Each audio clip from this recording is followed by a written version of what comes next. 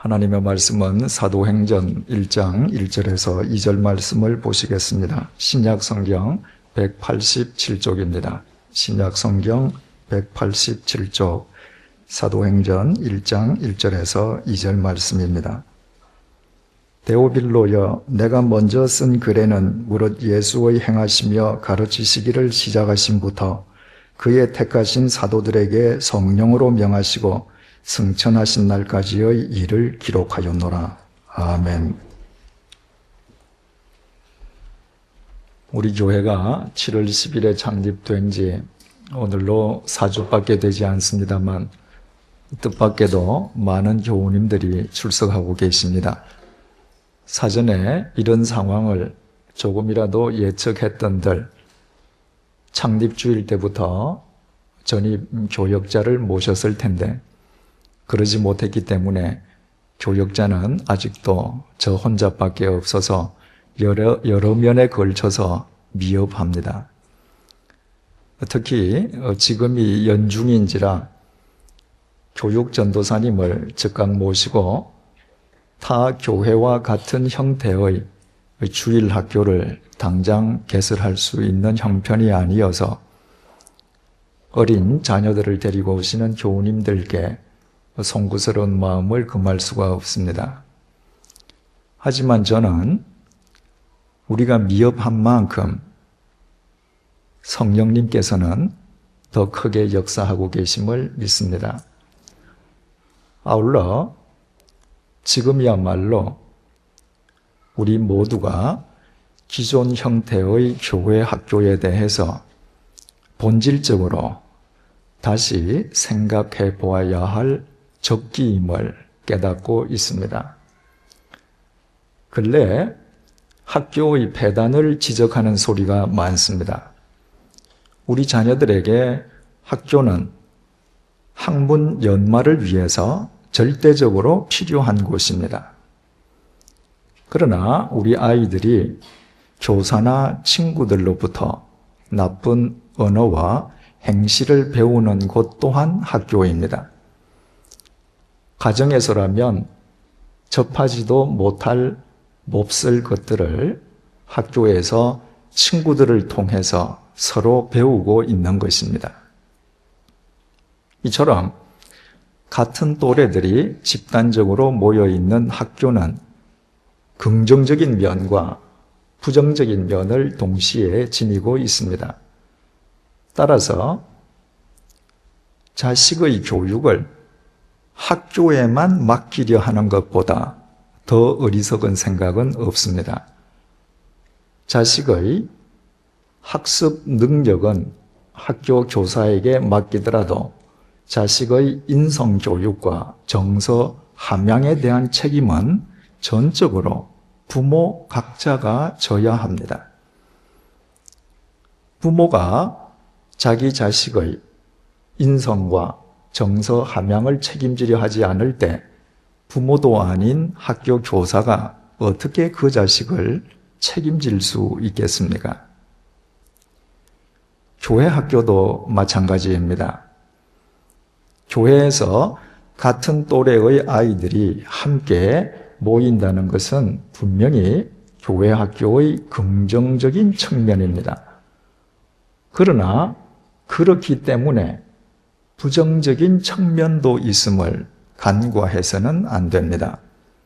일반적으로 교회 학교에서 이루어지는 모든 프로그램은 아이들의 흥미에 초점이 맞추어져 있습니다.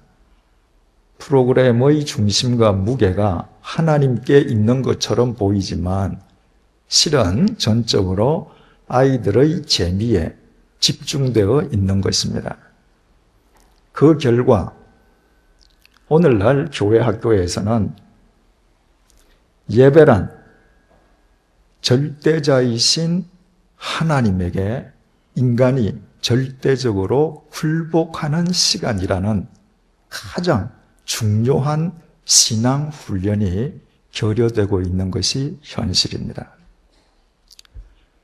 교회 학교를 거친 우리들의 자녀들 가운데에 청년 시절을 지내면서 교회와 오히려 등을 돌리는 청년들이 더 많아지는 것은 이와 같은 교회 학교의 현실과 무관하지 않을 것입니다. 비록 어린 시절 부모와 함께 교회 학교를 다녔을 망정, 절대자이신 하나님께 절대적으로 굴복하는 삶이 배어 있지 않는 청년들이 그 어느 때보다도 자기 자신을 가장 신봉하는 시기인 청년 시절에 하나님을 외면하는 것은 어떻게 보면 당연한 결과일 수밖에 없습니다. 제 아이들이 아주 어렸을 때의 일입니다. 성인 예배에 참석해서도 졸지언정 예배가 끝날 때까지 자리를 지키고 있는 제 아이들을 보고 많은 부모님들께서 어떻게 그럴 수 있느냐며 의아해 하셨습니다. 그것은 제가 목사이기 때문에 아이들에게 예배는 그렇게 드려야 된다고 가르치거나 강요해서가 아니었습니다. 아이들이 갓 태어났을 때부터 함께 예배를 드리게 될 경우에는 제 처가 반드시 가슴으로 아이를 품고 있었기 때문입니다. 아이가 커가면서 칭얼대어도 엄마의 품에서 빠져나가기 위해서 길을 써도 다른 아이들처럼 마구 뛰어다니고 싶어서 안간 힘을 써도 제 처는 아이가 졸지 않는 한 반드시 예배가 끝날 때까지 가슴으로 아이를 품고 있었습니다. 비록 어린 아이지만 이 세상에는 절대자가 존재하고 계시고 인간은 그 절대자에게 절대적으로 굴복할 때가 있음을 아이의 영혼에 각인시켜주기 위함이었습니다. 어린 아이들에게도 영혼이 있다면 하나님께서 그 영혼들과도 교통하신다면 자신의 자유를 제한하고 자신을 꼭 품고 있는 어머니를 통해서 어찌 어린아이의 영혼 또한 하나님 앞에 굴복하는 법을 배우지 못하겠습니까? 어린아이들에게 그 영혼이 하나님께 굴복하는 법을 훈련시켜주는 것보다 더 좋은 신앙 훈련은 없습니다. 자신도 모르게 어릴 때부터 하나님께 굴복하는 훈련을 거듭한 아이들이 자라나면서 이 세상 속에서 하나님께 굴복하며 살아갈 것은 두말할 나위가 없지 않겠습니까? 그러므로 영아, 유아 혹은 유치부 이전의 자녀들을 데리고 오시는 부모님들께서는 예배 시간 내내 아이를 부모님이 품에 꼭 품고 예배를 드리시기 바랍니다. 처음에는 아이와 부모 둘 다 불편할 수 있습니다. 그러나 멀지 않아 서로 익숙하게 될 것입니다. 왜냐하면 어머니의 품속에 품기운 그 아이가 곧 하나님께 굴복하는 법을 터득하게 될 것이기 때문입니다. 유치부 이상의 자녀인 경우에는 부모님 곁에 자녀를 앉히시고 그 자녀의 심령 속에 예배는 인간이 하나님께 굴복하는 것임을 자신의 예배 모습으로 각인시켜 주시기를 바랍니다. 예배가 끝난 뒤에 귀가하는 차 안에서 혹은 저녁 식사를 함께 하면서 그날 예배 시간을 통해서 주신 하나님 말씀의 의미를 부모가 직접 아이들에게 설명해 주십시오. 세상에서 부모보다 더 책임 있는 신앙교사는 없습니다. 단지 부모가 자신이 편하게 예배 드리기 위해서 자식을 교회 학교에만 맡기려 하는 것은 자식을 학교에만 보내고 그 자식이 바른 인성과 인격의 소유자가 되기를 바라는 것과 똑같습니다. 이 세상에서 자기 자식의 영혼을 책임질 신앙교사는 부모밖에 없습니다. 아이들의 곁에 앉게 되시는 교우님들께서는 예배 시간 동안 아이들에게 사탕을 주시거나 혹은 열쇠 고리를 흔드는 식으로 아이들을 어리려고 하지 마시기 바랍니다. 온 중심을 다해 예배 시간에 하나님께 굴복하는 본을 아이들에게 보여주시기를 부탁드립니다. 그러나 예배가 끝난 다음에는 다른 사람의 자녀인 그 아이들과 눈을 맞추고 예배를 잘 드렸다고 칭찬과 격려를 아끼지 마시기 바랍니다. 오늘 우리 시대의 가장 큰 약점은 우리의 아이들이 어른들을 배울 기회가 없다는 것입니다. 그래서 어른 따로 아이들 따로 놉니다. 불행하게도 어른들의 그 깊고 깊은 경륜이 아이들에게 전수될 기회가 없는 것입니다. 자녀를 데리고 오시는 부모님들과 함께 우리 모두가 하나님께 절대 굴복하면서 서로 사랑하는 모습을 보여갈 때 우리의 자녀들은 이 예배 시간을 통해서 우리의 신앙을 배워가게 될 것이고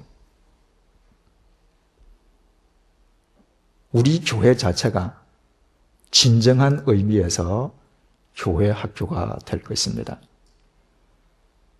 따라서 금년 연말까지 기존 형태의 교회 학교 없이 우리 모두 자녀들과 더불어 함께 예배드리면서 자녀들과 함께 하나님께 굴복하는 훈련을 다 같이 거듭해 보십시다. 그리고 그 결과를 우리 함께 지켜보십시다. 단지 그 과정에 영 적응하지 못하는 아이들을 위해서 영아부, 유치부, 유년부 교사님들로 하여금 수고해 주시도록 부탁하겠습니다. 한국교회 청년부 역시 부정적인 면과 긍정적인 면을 함께 지니고 있습니다. 청년 집회의 특성은 열정적이고 뜨겁다는 것입니다. 그것은 대단히 좋은 장점입니다. 열정을 갖지 못한 청년은 더 이상 청년일 수 없습니다. 그러나 청년 집회의 인도자 대부분이 세상 경험이 전혀 없는 젊은이들로 이루어져 있다는 것은 매우 부정적인 측면입니다. 집회 인도자나 참여자가 다 함께 세상을 모르기는 매 한 가지이다 보니 그들의 열정이 예배당 안에서만 뱅뱅 맴돌 뿐 세상을 변화시키는 힘으로 이어지지 못하는 것입니다. 세상을 알지 못하는 젊은이들의 신앙 열정이 냉혹한 이 사회에 그들의 발이 닿기도 전에 식어버리는 것입니다. 그래서 금년 연말까지 청년부를 위한 별도의 청년 집회 시간도 따로 갖지 않기로 합니다. 그 대신에 9월부터 시작될 청년부 조별 성경 공부의 조장을 청년들이 아닌 어른들에게 맡기려고 합니다. 하나님의 말씀을 쫓아 살기 위해서 세상 속에서 고민하며 사는 가운데에 하나님 말씀의 참 의미와 능력을 체득한 어른들을 통해서 우리의 청년들이 이 세상에서 하나님의 말씀에 굴복하며 사는 삶을 익히도록 도와주기 위함입니다.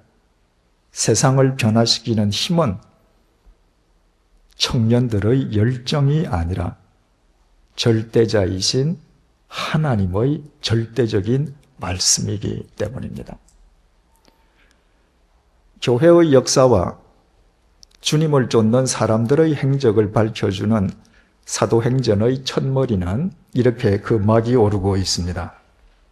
데오빌로여, 내가 먼저 쓴 글에는 무릇 예수의 행하시며 가르치시기를 시작하심부터 그의 택하신 사도들에게 성령으로 명하시고 승천하신 날까지의 일을 기록하였노라.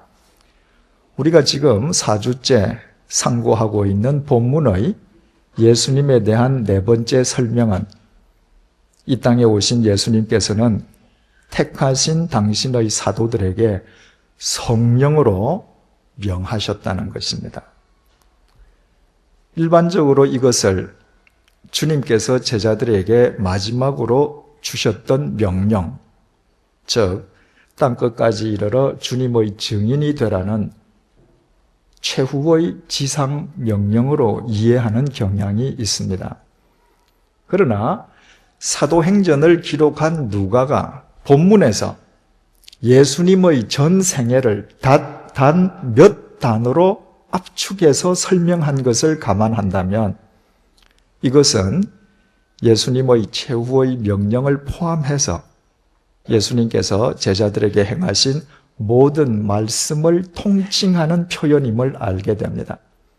주님의 말씀은 그 말씀을 지켜야 하는 인간의 입장에서는 주님의 명령이기 때문입니다.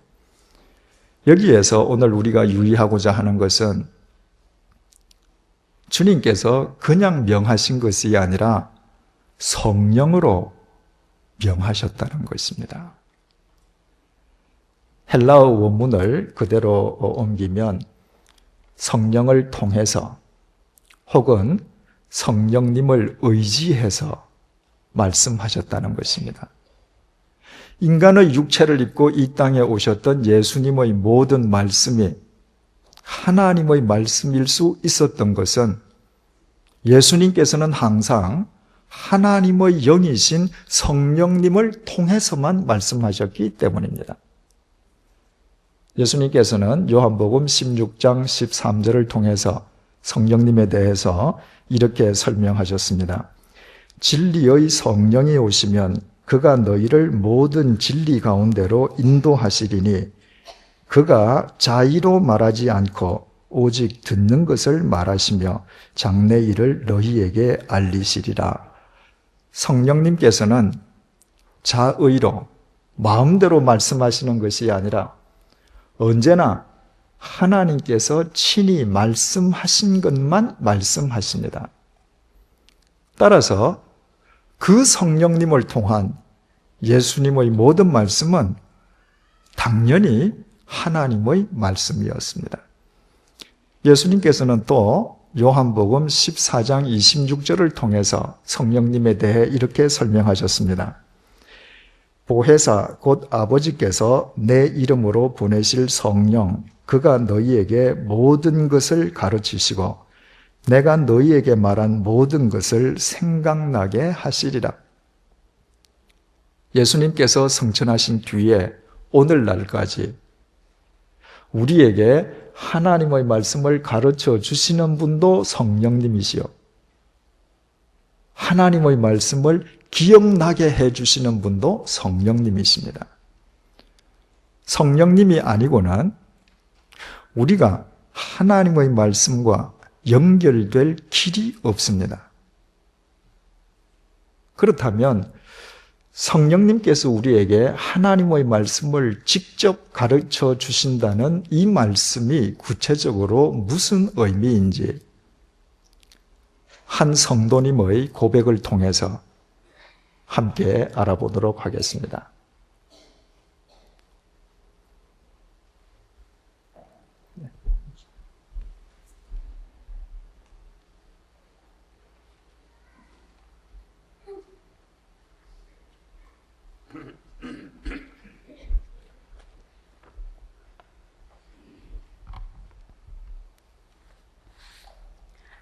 예, 안녕하세요. 저는 장안동에 살고 있는 김경미입니다. 저는 위로 딸 넷, 밑으로 아들 하나, 오남매 맏딸입니다. 기억에 있는 한 어릴 때부터 구하기 전에 모든 것을 부족함 없이 누리며 살았고 그런 상황에 만족했고 또한 다른 무엇을 구할 필요조차 느끼지 못하며 자랐습니다. 지금도 저희 친정에서는 한 달이 멀다 하고 찾아오는 제삿날이 되면 아버지 삼형제분이 검은 두루마기까지 차려입으시고 늦은 밤 근엄한 예를 올리고 계십니다.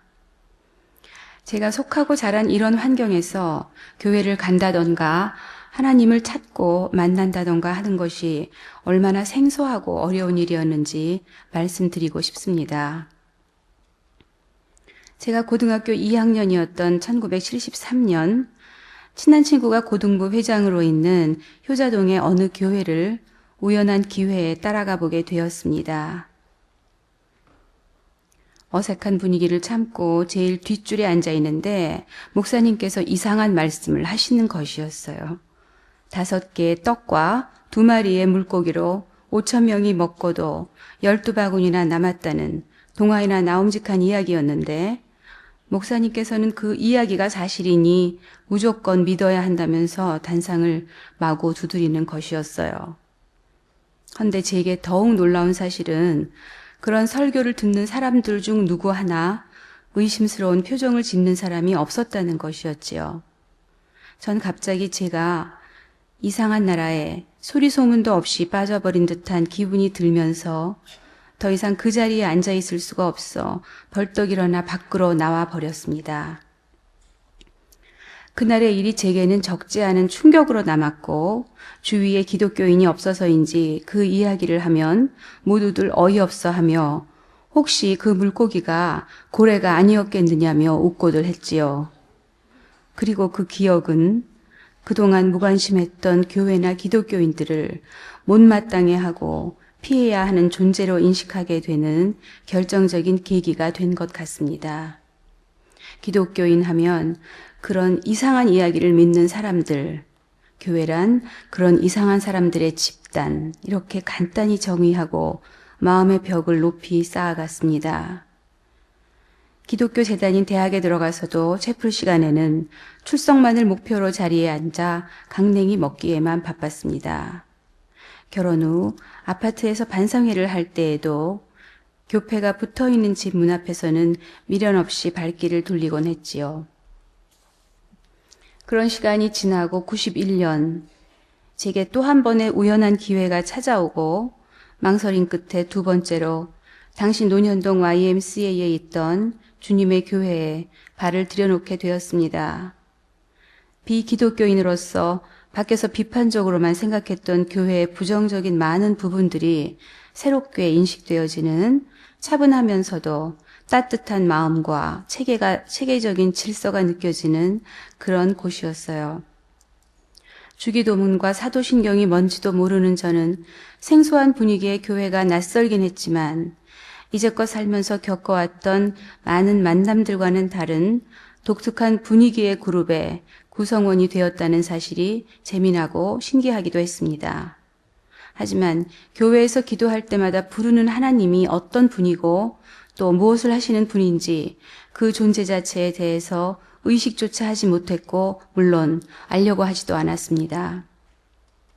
제 안온한 생활에서 하나님이라는 낯선 존재에게 내어드릴 빈자리는 없다고 생각되었죠. 그렇게 밀어넣은 한 발을 도로 빼지도 나머지 한 발을 마저 들여놓지도 못하는 난감한 상황으로 6개월쯤 지나 등록을 하고 목사님의 새신자 신방을 받게 되었습니다. 딴 세상 사람같이 멀게만 느껴지던 목사님께서 우리 집에 오신다는 사실은 왠지 어색하고 망설여지는 일이었어요. 신방날 구역 관찰이라며 어떤 여집사님이 먼저 찾아오셨고 저는 처음 본 그분에게 다과를 준비하면서 툴툴거렸습니다. 성경에 그 떡하고 생선 이야기만 없다면 그런 대로 교회를 다닐만 할 거예요. 그런 얘기를 적어놓고 어떻게 사람들에게 전도를 하는 건지 그런 걸 읽으면 누가 교회를 다니겠어요. 교회에 온 사람들마저 쫓아내려고 쓴 글이 아니겠어요? 하고 마음속에 있던 말을 거침없이 쏟아놓았지요. 잠시 지나서 목사님과 몇 분이 오시고 어색한 가운데 기도와 찬송을 마친 후 목사님께서는 하나님께서 우리 집에 주시는 말씀이 마태복음 14장 15절부터 21절까지라고 말씀하셨고 전 부지런히 그곳을 찾아서 펼쳤습니다. 물론 그 본문이 오병이어의 기적에 관한 내용이라는 사실은 전혀 몰랐지요. 그 말씀을 읽는 동안 제가 느꼈던 감정을 어떻게 표현할 수 있을까요?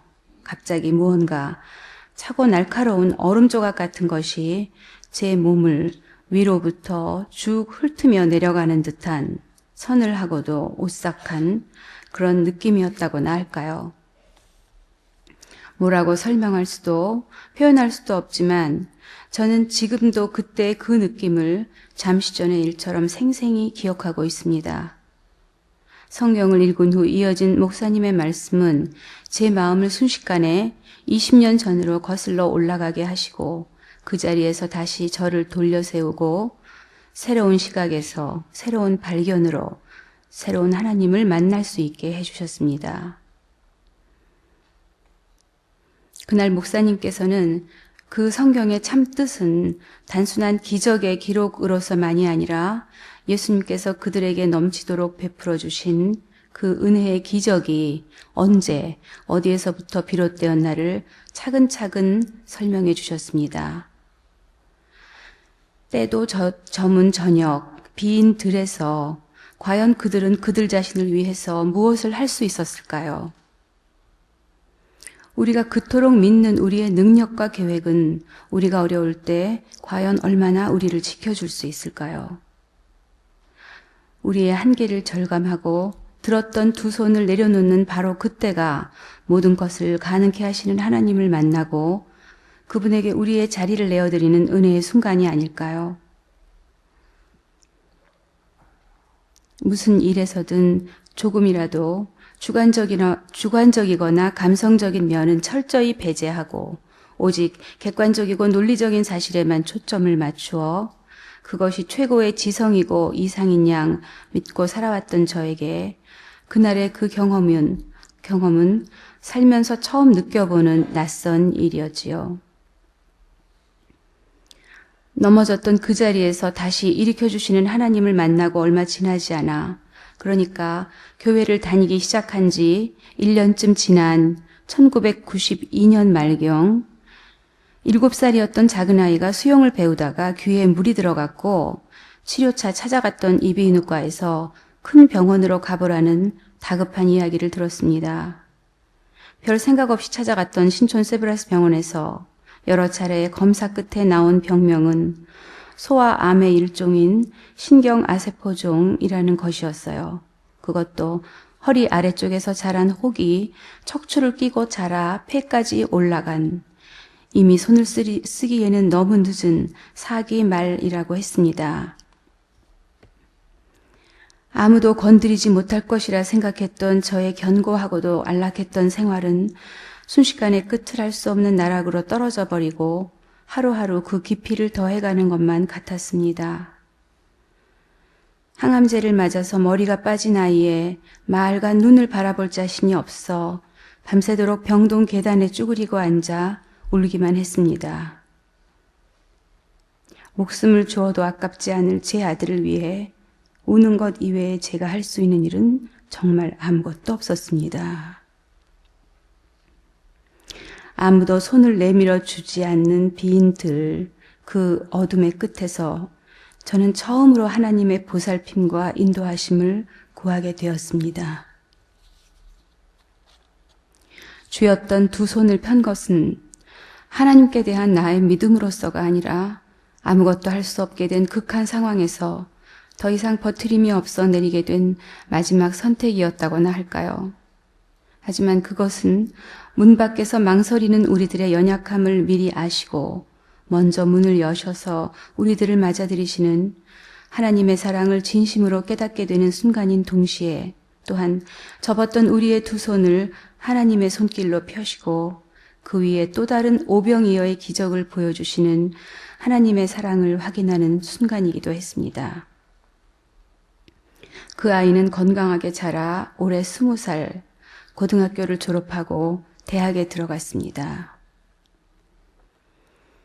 성경에 문자로만 기록되어 있던 오병이어의 기적은 그저 스쳐 지나가는 전설 같은 이야기로서가 아니라 제 삶의 중심이 밑바닥부터 흔들리고 제가 가졌던 모든 것이 움켜진 제 손가락 사이로 빠져나갈 때 아름다운 하나님의 계획으로 나를 찾아와 누구도 줄 수 없는 하나님의 위로와 사랑을 오늘도 날마다 제게 베풀어 주고 있습니다.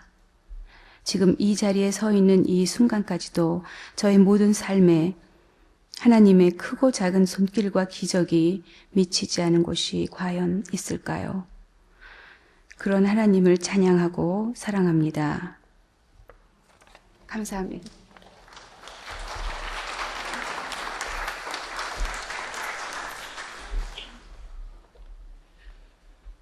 김경미 자매님이 교회에 등록했던 91년, 당시 저는 매주간 금요일마다 새 신자를 신방했습니다. 월요일 아침에 그 주간 금요일 신방할 새 신자의 명단과 일정이 나오면 저는 화요일 새벽 기도회 시간부터 신방해야 할 각 가정을 위해서 기도했고, 기도하는 가운데 성령님께서 감동을 주시는 말씀으로 신방을 했습니다. 김경미 자매님 댁에서 오병이어의 말씀을 보게 되었던 것도 같은 이유였습니다. 오병이어 말씀 때문에 하나님을 전혀 믿을 수 없었던 김경미 성도님을 성령님께서는 이 미천한 사람을 도구로 쓰셔서 바로 그 말씀 때문에 하나님의 말씀을 믿지 않을 수 없도록 당신의 딸을 사로잡아 주셨던 것입니다. 저는 아직도 1993년 4월 16일 아이에 대한 모든 항암 치료가 다 무위로 돌아간 뒤에 마침내 마지막으로 수술을 결행했던 날의 김경미 성도님을 잊지 못합니다. 그날 저녁 늦게 신촌 세브란스 병원을 찾아갔을 때 무려 7시간에 걸친 대수술을 받은 아이는 그때까지 회복실에서 의식 불명 상태였고, 병실에서는 아이를 기다리는 친척들이 얼굴에 초조하고 불안한 기색으로 안절부절하고 있었습니다. 그런데 그 순간에 누구보다도 더 초조해야 할 김경미 성도님만은 평안의 얼굴을 하고 있었습니다. 사랑하는 외아들이 소아암 사기 말로 하루하루 죽어가는 얼굴을 들여다보는 어미의 심정이 왜 찢어지지 않았겠습니까? 얼마나 많은 낮과 밤을 눈물로 지냈겠습니까? 그러나 그 눈물의 빈들에서 자신을 사로잡아 주신 하나님의 말씀을 힘입어 자식의 생사마저 하나님께 믿고 맡긴 자만 누릴 수 있는 평강의 얼굴이었습니다.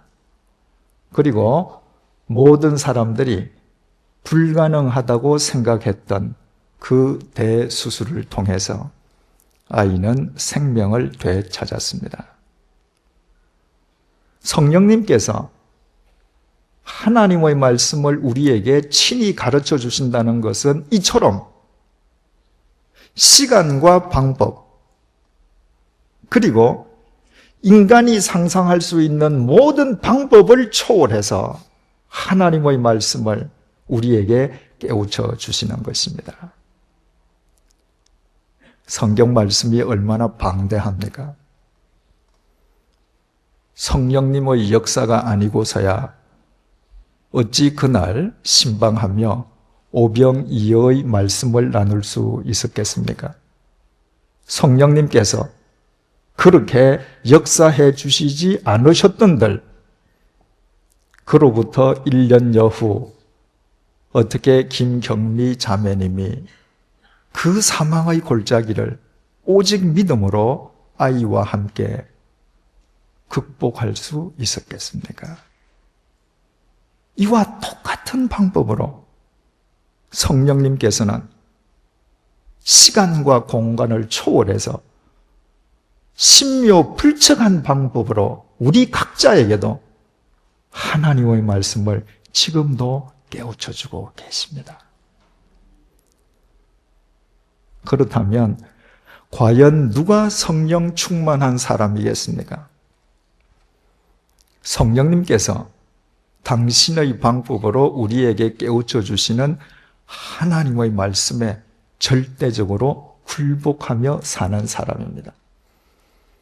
만약 김경미 성도님이 신방받던 날 또다시 접하게 된 오병이어 말씀 앞에서 이 교회와 목사도 황당하기는 똑같구나 이러면서 예전처럼 아예 돌아서 버렸다면 그 이후의 그녀와 아이의 삶은 전혀 다르게 전개되었을 것입니다. 그러나 평소에 말도 되지 않는 소리라고 우습게 생각했음에도 불구하고 그 하나님의 말씀이 절대자이신 하나님의 말씀임을 받아들이고 그 말씀에 굴복함으로 김경미 자매님은 사기암 말기의 아들을 살리시는 하나님의 오병이어의 능력을 직접 체험할 수 있었습니다. 믿음이란 나를 창조하신 하나님을 내 인생의 절대자로 모시고 그분께 굴복하며 사는 것입니다. 하나님께 굴복한다는 것은 바로 그 하나님의 말씀을 절대적으로 믿어 그 말씀에 굴복하는 것입니다. 이것이 오늘의 본문이 주님께서 성령으로 명하셨다고 증언하는 까닭입니다. 하나님의 명령 앞에서 인간이 할 수 있는 것은 절대적인 굴복 이외에는 아무것도 없습니다. 이런 의미에서 예배란 절대자이신 하나님과 그 하나님의 절대적인 말씀에 대한 인간의 절대적인 굴복의 행위인 것입니다. 생각해 보십시오. 한국의 많고 많은 교회들 가운데 2005년 8월 7일 이 오후 시간 우리는 100주년 기념교회에서 예배드리고 있습니다. 성령님의 역사가 아니시고는 어찌 이런 일이 가능하겠습니까? 66권에 이르는 성경은 참으로 방대합니다. 그런데 오늘 우리는 사도행전 1장 1절에서 2절 말씀으로 하나님의 말씀을 상고하고 있습니다. 그렇다면 이 속에 어찌 성령님의 역사가 없겠습니까? 우리를 이 시간 이 자리에 부르신 성령님께서 오늘 본문의 말씀을 통해서 우리 각자의 심령에 우리가 깨달아야 할 하나님의 말씀을 이 시간 왜 각인시켜주고 계시지 않겠습니까? 사랑하는 교우 여러분, 그 하나님의 말씀에 우리 모두 굴복하십시다. 이 자리에서뿐만 아니라 일주일 내내 우리의 삶으로 절대적으로 굴복하십시다. 하나님의 말씀에 굴복하는 우리의 삶이 사랑하는 우리 자녀들 일평생의 이정표가 되게 하십시다. 그때 우리 교회 자체는 진정한 교회 학교의 효시를 이룰 것이요, 우리 모두는 해 저문 빈들 어두운 이 세상에서 우리의 자녀들과 이 사회를 살리는 오병이어의 신앙교사가 될 것입니다. 기도하시겠습니다. 주님, 오늘 김경미 자매님을 통해 참으로 귀한 간증을 들었습니다. 시간과 공간, 그리고 인간이 상상할 수 있는 모든 방법을 초월하여 김경미 자매님에게 말씀하셨던 성령님께서 실은 지금 우리 각자에게도 말씀해주고 계시고 이제 끝까지 말씀해 주셨음을 진심으로 감사드립니다. 그 말씀에 굴복하게 하옵소서. 예배당 밖 우리 일상의 삶이 절대자이신 하나님과 하나님의 말씀에 굴복하는 예배가 되게 하옵소서. 굴복하되 사랑하는 자녀들과 더불어 굴복하게 하옵소서. 그와 같은 우리의 삶으로 인해 100주년 기념교회 자체가 진정한 교회 학교가 되게 해주시고 우리 자녀들의 삶과 교회에, 이 사회에 오병이어의 은총이 영육간에 날마다 충만하게 하여 주옵소서. 예수님의 이름으로 기도드립니다. 아멘.